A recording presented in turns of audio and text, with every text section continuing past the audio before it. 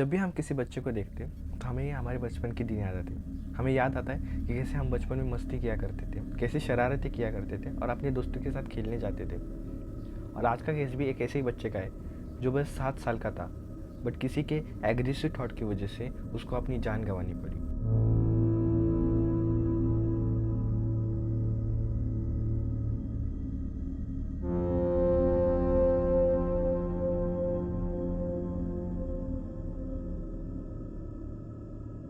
So hello, my name is Ved और आज हम बात करेंगे about the case of Pradyuman Thakur.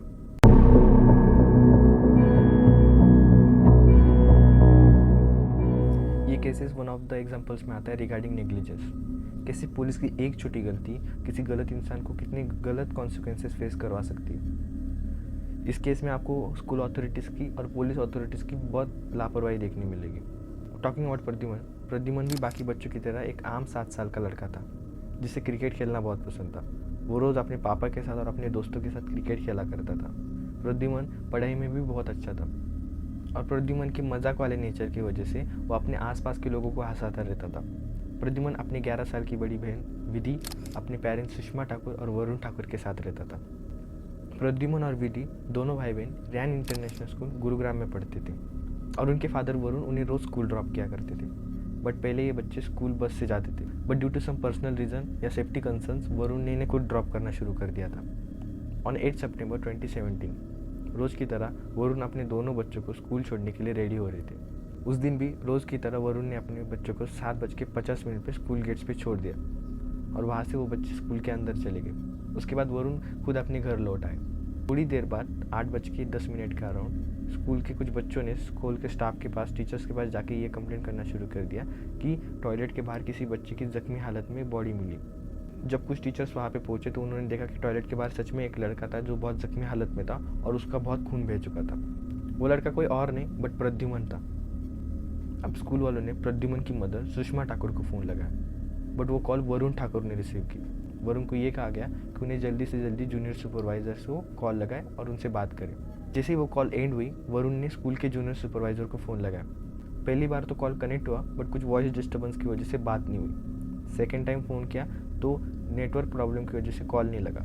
And the third time जब कॉल रिसीव हुई तो वरुण को ये बताया गया कि प्रद्युमन का बहुत खून बह चुका है और उसे जल्दी से जल्दी पास वाले हॉस्पिटल में ले जा रहे।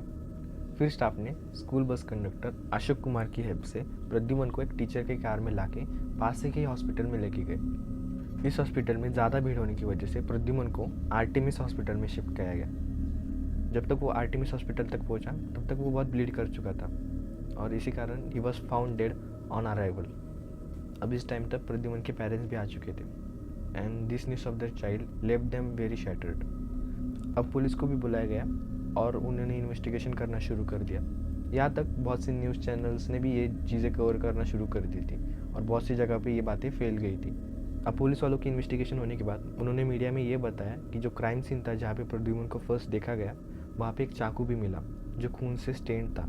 अलॉन्ग विद दिस स्कूल के CCTV फुटेजेस भी चेक हुए और जो बच्चे उस भीड़ में थे जिन्होंने प्रद्युमन को जख्मी हालत में देखा था, उन सबको भी इन्वेस्टिगेशन में इंक्लूड किया और उनसे कुछ सवाल पूछे गए। एंड थोड़ी देर में पुलिस को उसी दिन उनका कल्प्रिट मिल गया। उसी दिन 12 बजे पुलिस ने स्कूल के बस कंडक्टर अशोक कुमार को अरेस्ट कर लिया। अशोक के अगेंस्ट ये प्रूफ थे कि जो उसकी शर्ट थी, उसकी शर्ट की जो स्लीव थी उसके ऊपर खून था एंड अकॉर्डिंग टू पुलिस ये खून प्रद्युमन का था। और पुलिस ने ये भी कहा कि अशोक को CCTV में देखा गया टॉयलेट के अंदर जाते हुए और थोड़ी देर में बाहर आते हुए। एंड आई डोंट नो इतना प्रूफ कैसे काफ़ी था किसी को कल्प्रिट साबित करने में, बट पुलिस ने ये सब चीज़ें क्लियर कर दी कि अशोक कुमार ही उस केस में कल्प्रिट है। ये बात याद रखना कि ये सब चीज़ें एक ही दिन में हो गई। 8 बजे ये इंसिडेंट हुआ और 12 बजे तक पुलिस वालों को उनका मर्डरर मिल गया। पुलिस ने ये बताया कि अशोक कुमार जब उस दिन स्कूल में पहुंचे थे तो उन्होंने प्रद्युमन को अंदर टॉयलेट में जाते हुए देखा और वो भी उनके पीछे टॉयलेट में चले गए अपनी बस के किट कंपार्टमेंट से एक चाकू लेके।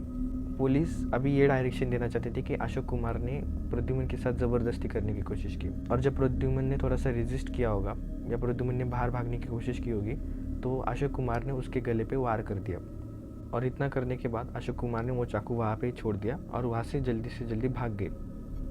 अशोक कुमार के अरेस्ट होने के बाद अशोक को कोर्ट में लाया गया और कोर्ट में पुलिस वालों ने ये भी स्टेटमेंट दिया कि अशोक के साथ और एक इंसान था जो इस केस में शामिल है, बट बाद में कुछ सीनियर ऑफिसर्स ने ये कंफर्म किया कि इस क्राइम में बस अशोक का ही हाथ है और किसी का नहीं। तो बस ये सज़ा अशोक को ही मिलेगी। ये जो चीज़ें अशोक के अगेंस्ट थी, अशोक ने सारी चीज़ें एक्सेप्ट की थी और उसने ये भी कंफर्म किया कि उसने ये क्राइम किया है। कहाँ पर मारा चाकू? यहाँ पे कितनी बार मारा? 2 बार। इसकी सीबीआई जांच होनी चाहिए कि मेरा और जो भी बच्चा आरोपी क्या गलती किया था, मेरा बच्चा गलती क्या। वो यही बोल रहा था कि दीदी कल मैं उसके बर्थडे में जाऊंगा। अशोक का इतनी जल्दी अरेस्ट होना और पुलिस का इतनी जल्दी एक कंक्लूजन पे आना बाहर न्यूज़ में एक अलग सा नेगेटिव इम्पैक्ट डालने लगा। By negative impact I mean लोगों को डाउट में डालने लगा। प्रद्युमन के पेरेंट्स भी यही कह रहे थे कि अशोक कुमार की कोई गलती नहीं है, अशोक कुमार को बस इस चीज़ में फ्रेम किया जा रहा है या उसको बस फंसाया जा रहा है। कुछ दिन बाद जिस बस में अशोक एज अ कंडक्टर की जॉब करता था, उस बस के ड्राइवर सौरभ राघव ने ये बात मीडिया में बताई कि अशोक को ज़बरदस्ती ये चीज़ें एक्सेप्ट करने पे मजबूर किया जा रहा था। हरियाणा पुलिस ने अशोक को इतना टॉर्चर किया और ये एक्सेप्ट करने पे मजबूर किया कि जो चाकू था जो क्राइम सीन पे मिला वो चाकू बस के कंपार्टमेंट किट का था। और एक विटनेस सामने आया जो था हरपाल सिंह, रियान इंटरनेशनल स्कूल के गार्डनर। और हरपाल वो पहले इंसान भी थे जिन्होंने प्रद्युमन को टॉयलेट के बाहर आते हुए देखा। हरपाल ने ये स्टेटमेंट दिया कि वो और अशोक कुमार दोनों एक साथ टॉयलेट के अंदर गए थे, बट अशोक ने कभी वो टॉयलेट यूज़ ही नहीं किया। वो बस वॉश बेसिन से अपना मुंह धो के बाहर निकल आया। तो अभी ये बात कंफर्म हो चुकी थी कि अशोक कुमार उन टॉयलेट्स तक कभी गया ही नहीं। इसका मतलब था उसका और प्रद्युमन का कांटेक्ट हुआ ही नहीं। एंड इवेंचुअली ये बातें बाहर आने के बाद अशोक ने भी ये कंफर्म किया कि पुलिस के प्रेशर की वजह से उसने ये सारी चीज़ें एक्सेप्ट की थी, बल्कि ये चीज़ें उसने कभी की ही नहीं और ये क्राइम उसने कमिट ही नहीं किया था। बट पुलिस ने इतना टॉर्चर किया कि उसको मजबूर होना पड़ा ये चीज़ें एक्सेप्ट करने में। अशोक ने अभी ये भी बताया कि पुलिस ने उसको बहुत टॉर्चर किया, उसे 2 दिन तक खाना नहीं दिया गया और कंटिन्यूस उसे मारा जा रहा था। क्यों? क्योंकि बस वो ये क्राइम एक्सेप्ट कर ले। उसे ये भी कहा गया कि अगर वो ये बात एक्सेप्ट नहीं करेगा, ये क्राइम एक्सेप्ट नहीं करेगा, तो उसे ये टॉर्चर कंटिन्यू सहना पड़ेगा। इतना सब होने के बाद प्रद्युमन के पेरेंट्स को हरियाणा पुलिस पर भी विश्वास नहीं था, तो उन्होंने कोर्ट में अपील किया कि ये केस अभी सीबीआई हैंडल करे और ये केस सीबीआई को ही दिया जाए। और उनकी रिक्वेस्ट और उनकी अपील एक्सेप्ट होगी। एंड फिर ऑन 15 सितंबर 2017 को ये केस सीबीआई के हाथों दिया गया। सीबीआई ने केस को अपने अंडर इन्वेस्टिगेशन करना शुरू किया। उन्होंने सारे सस्पेक्ट को फिर से बुलाया, सबको फिर से क्वेश्चन किया और सारे एविडेंसेस भी फिर से चेक होने शुरू कर दिए। और हरियाणा पुलिस ने ये भी बताया कि उनके एविडेंसेस में कोई गलती नहीं हुई है या उनकी इन्वेस्टिगेशन अभी तक पूरी नहीं हुई है, उससे पहले ये केसेस सीबीआई को दिया गया। अभी जो बात हरियाणा पुलिस ने कही उस पर थोड़ा सा ध्यान दो। हरियाणा पुलिस ने ये कहा कि उनकी इन्वेस्टिगेशन अभी तक बाकी थी। अगर उनकी इन्वेस्टिगेशन बाकी ही थी तो ये कंक्लूजन पे कैसे आ गए कि अशोक कुमार ने ये खून किया है। एंड पुलिस ने ये भी कहा था कि उनके एविडेंस में कोई गलती नहीं हुई। जब सीबीआई ने नई इन्वेस्टिगेशन शुरू की और फिर से सारे एविडेंसेस कलेक्ट करना शुरू किए तो फॉरेंसिक टीम को टॉयलेट के अंदर एक और चाकू मिला जो किसी टॉयलेट कंपार्टमेंट के नीचे छुपाया हुआ था। जब ये चाकू बाहर निकाला गया तो उस पर भी खून के निशान थे और सीबीआई ने जब ये चाकू को चेक किया तो उनको पता चला कि यही चाकू मर्डर वेपन था। अभी ये स्टेटमेंट कॉन्ट्राडिक्ट करता है उस स्टेटमेंट को जब हरियाणा पुलिस ने कहा था कि उन्हें जो चाकू शुरू में मिला था जिसे वो बस टूल किट का एक हिस्सा कह रहे थे वही क्राइम वेपन है। और ये चाकू के थ्रू पुलिस वालों ने कैसे प्रेडिक्ट किया कि अशोक कुमार ही रियल मर्डरर है। ये चीज़ें बाहर आ गई और बहुत तेज़ी से ये चीज़ें फैलना शुरू हो गई। तो हरियाणा पुलिस की इस गलती की वजह से सारे एविडेंसेस फिर से चेक होना शुरू हो गए, जिसमें सीसीटीवी फुटेजेस भी चेक की गई और उस टॉयलेट के बाहर की कैमरा फुटेजेस में जितने भी बच्चे उस दिन उस टॉयलेट को यूज़ करते हुए दिखे थे, स्कूल की मदद से उन्होंने उस बच्चों को कांटेक्ट किया। अभी जब इन्वेस्टिगेशन में सीबीआई सारी चीज़ें चेक कर ही रही थी तो उन्हें सीसीटीवी फुटेजेस में एक छोटी सी डिटेल मिली जो हरियाणा पुलिस से मिस हो गई थी। और इस डिटेल की वजह से जो हरियाणा पुलिस ने मिस कर दी, इस केस में इतना बखेड़ा खड़ा हो गया। तो जो ये सेगमेंट था क्लिप का या जो सीसीटीवी फुटेज का जो एक पार्ट था जो हरियाणा पुलिस ने मिस कर दिया, उसमें ये दिख रहा था कि उस दिन और एक बच्चा उस टॉयलेट के अंदर गया था और उसके शर्ट के अंदर से वो कुछ लेके जा रहा था। जब ठीक से देखा गया तो जो चीज़ उसके शर्ट के अंदर से बाहर उभर के आ रही थी वो बहुत सिमिलर थी टू अ चाकू जो टॉयलेट के नीचे मिला था। अब सीबीआई को कंफर्म हो गया कि यही लड़का प्रद्युमन का मर्डरर है, बट उनको ये चीज़ें उस बच्चे के मुंह से उगलवानी थी, तो उन्होंने उस सीन को फिर से रिक्रिएट करने का सोचा। उन्होंने जितने भी बच्चे उस दिन उस टॉयलेट को यूज़ करते हुए दिखे थे उन सबको बुलाया और फिर से उसी जगह पे क्वेश्चन करना शुरू कर दिया। उन्होंने बच्चों को ये भी बताया कि उनको उस जगह से एक मर्डर वेपन मिला है जिसके ऊपर कुछ फिंगरप्रिंट्स भी मिले और जिसके ऊपर से कंफर्म हुआ कि वही मर्डर वेपन यूज़ किया गया था प्रद्युमन के खून के लिए। द मोटिव बिहाइंड दिस ये था कि सीबीआई को उस बच्चे को कॉर्नर करना था और उसको उस डर के वजह से ये चीज़ें कंफर्म करवानी थी कि उसी ने ये चीज़ें की है। एंड लकीली सीबीआई ने जैसे सोचा था वैसे ही हुआ। वो लड़का डर की वजह से ये सारी चीज़ें एक्सेप्ट कर गया। उसने ये सब चीज़ें पुलिस के सामने कन्फेस की और कहा कि उसने उस दिन प्रद्युमन को मारा था। अब यहाँ तक ये केस सॉल्व हो चुका था क्योंकि पुलिस वालों को उनका मर्डरर मिल चुका था। बट ये लड़का था कौन? इसका प्रद्युमन के साथ क्या कनेक्शन? और क्या हो जा सकती है कि एक लड़का अपने से छोटे 7 साल के लड़के को मार दे? जब ये सवाल उस बच्चे से पूछे गए तो उसने ये बताया कि उसने ये सब चीज़ें अपने पीटीएम को और अपने आने वाले एग्ज़ाम को पोस्टपोन करने के लिए की। उसे अपनी पीटीएम अटेंड नहीं करनी थी और अपने एग्ज़ाम्स भी नहीं देने थे।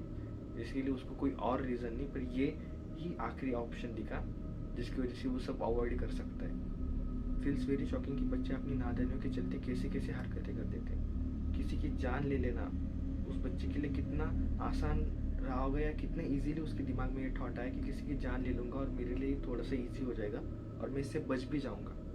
तो अब सीबीआई के सामने उस बच्चे ने अपना क्राइम कन्फेस कर ही लिया था, तो फिर भी सीबीआई ने उसके दोस्तों से बात की। उसके दोस्तों से पूछा कि इसके बिहेवियर में पहले कुछ अजीब सा दिखा था या आपको कुछ अजीब सा नोटिस हुआ इस इंसिडेंट के पहले? तो उसके दोस्तों ने भी कहा कि हाँ, उसकी बातों में ऐसा कुछ अलग लग रहा था रिसेंट दिनों में। जब उसके दोस्त एग्ज़ाम से रिलेटेड टेंशन ले रहे थे तो उसने उन दोस्तों को कहा कि आप टेंशन मत लो, मैं एग्ज़ाम पोस्टपोन करा दूंगा।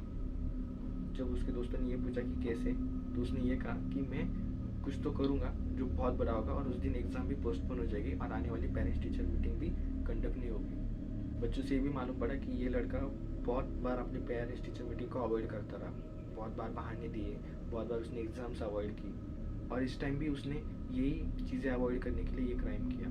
बट मुझे नहीं पता उसके दिमाग में ये थॉट कैसे नहीं आया कि वो ये सब चीज़ें करके बच नहीं पाएगा या उस चीज़ों की वजह से वो इतनी गंदे दलदल में फंस जाएगा कि उसे बाहर निकलना ही मुश्किल हो सकता है। अभी एक्चुअल कल्प्रिट मिलने के बाद इवेंचुअली अशोक कुमार को बेल हो गई। अशोक कुमार का केस कोई लेने को तैयार नहीं था। बहुत से लॉयर्स ने ये डिसाइड कर लिया था कि अशोक कुमार के साइड से कोई लड़ेगा नहीं। जब सीबीआई ने ये चीज़ें कंफर्म की कि अशोक कुमार गिल्टी नहीं है, तब बहुत से लॉयर्स ने अपनी साइड चेंज कर ली। बट अशोक कुमार की फैमिली यही कहती है कि उनके पर्सनल कनेक्शन की वजह से उनको एक लॉयर मिला और उसी लॉयर के थ्रू अशोक कुमार की बेल हो गई। तो अभी हमें पता चल सकता है कि अशोक कुमार के लिए ये चीज़ें कितनी हार्ड की गई थी या कितनी मुश्किल से उनको ये बेल मिली थी। अब जो ये लड़का था वो क्लास 11th में पढ़ता था और इसका कोई कनेक्शन था नहीं प्रद्युमन से स्पेशली, बस वो दोनों एक ही म्यूज़िक क्लास में पढ़ते थे। और उस दिन भी अगर प्रद्युमन उस टॉयलेट में ना जाता तो कोई और बच्चे के साथ ये इंसिडेंट होता, क्योंकि उस बच्चे का मोटिव कुछ और था।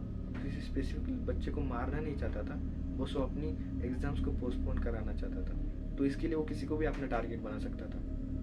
ये सब होने के बाद कोर्ट प्रोसीजर्स हुए, बट कोर्ट में ये कंफ्यूजन था कि उस बच्चे को एज ए जुवेनाइल प्रेजेंट किया जाए या एज ए एडल्ट प्रेजेंट किया जाए। क्योंकि ये लड़का अगर जुवेनाइल रिप्रेजेंट होता तो एज ए अंडर एज इसे 3 साल तक ही सुधार गृह में रखा जाता और उसके बाद इसे जेल हो जाती।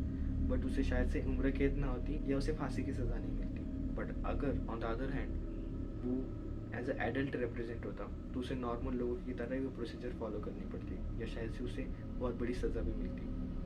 बहुत लंबे टाइम तक ये कन्फ्यूजन चलता रहा और उसके बाद कोर्ट के सामने वो लड़का एज ए एडल्ट प्रेजेंट हुआ, क्योंकि जो चीज़ें उसने की थी, जो क्राइम उसने कमिट किए थे, उसे ये मालूम थे कि ये चीज़ें गलत है। ऐसे भी नहीं कि ये चीज़ें नादानी में हुई या इन चीज़ों का आउटकम या इन चीज़ों का क्या रिजल्ट होगा ये पता नहीं था। तो उसे एज ए एडल्ट रिप्रेजेंट किया, उसे कोर्ट से सज़ा मिली, बट कुछ टाइम बाद उसे आज़ाद कर दिया गया। इस चीज़ के अगेंस्ट प्रद्युमन के पेरेंट्स ने एक प्रोटेस्ट भी रखा था, पर उस प्रोटेस्ट का कुछ हुआ नहीं है, उस प्रोटेस्ट से कुछ आउटकम आया नहीं। वो लड़का अभी भी आज़ादी है। वो लड़का कौन है और कहाँ है इस वक्त ये किसी को नहीं मालूम। उसकी आइडेंटिटी एक सीक्रेट ही रखी गई है। ये केस की वजह से बहुत से लोगों को गलत कॉन्सिक्वेंसेस फेस करने पड़े। जाहिर है ठाकुर फैमिली ने अपने एक 7 साल के बच्चे को तो खो दिया था, बट अशोक कुमार का इस केस से कुछ लेना देना भी नहीं था, बट फिर भी उसको इतनी सारी चीज़ों के थ्रू गुजरना पड़ा। ये तो और ज़्यादा कंडीशन ख़राब हो रही है मैडम, क्योंकि कमाए उमाए तो जावे ना उस पर, महीना में 10-5 दिन जावे बस, क्योंकि नहीं जाएगा तो बच्चे खाएंगे कहाँ से। तो शरीर तो बिल्कुल तोड़ ही रखा, खराब हो रहा। अब तो कमाने खाने लाग तो छोड़ा ही नहीं। अशोक कुमार को इतना टॉर्चर किया गया कि वो कभी बाहर काम पे जा ही नहीं सकता। उसकी बॉडी उसका साथ ही नहीं दे रही, वो अपनी फैमिली का पेट भी नहीं पाल सकता।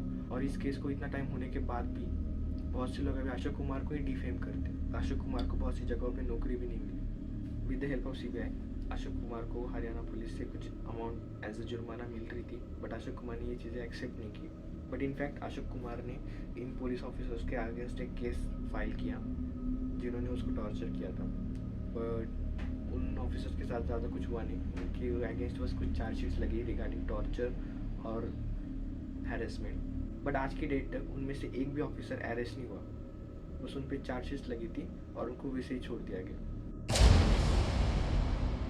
ये था about the case of Pradyuman Thakur Singh. अगर आपको ये वीडियो पसंद आई है तो इस वीडियो को लाइक करो, और इस केस में अगर मेरे से कुछ चीज़ें मिस हुई है या आपको कुछ ऐसी चीज़ें पता है जो मैंने इस वीडियो में इंक्लूड नहीं की तो आप कमेंट में बता सकते हो। And do let me know आपको वीडियो कैसी लगी। चैनल को सब्सक्राइब करना, क्योंकि अगर आपको ट्रू क्राइम या डॉक्यूमेंट्रीज पसंद है तो आपको इस चैनल पे यही वीडियोस मिलेंगी। Check out other videos available on the channel. And if you feel like supporting me and my content तो डिस्क्रिप्शन में मेरा एक UPI ID मिलेगा, तो आप वहाँ पे एक अमाउंट डोनेट कर सकते हो। नेसेसरी नहीं आप करें, बट अगर आप करना चाहते हो तो आपको UPI डिस्क्रिप्शन में मिल जाएगा। अपनों का ख्याल रखें, keep your loved ones close to you. मैं मिलूँगा आपको एक नए वीडियो के साथ अगले हफ्ते। Until then bye.